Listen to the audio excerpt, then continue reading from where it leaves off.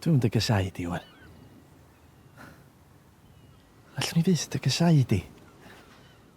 Dwi just ddim yn deall. Be sydd i ddeall? Dwi'n gwneud sens i fi. Pam sa ti'n rhoi dy hyn trwy hyn i gyd? O ti'n iach cynt, yn iawn? O'n i ddim yn iawn. Dwi just ddim yn deall.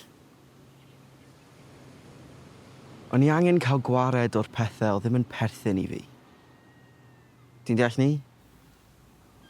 Na.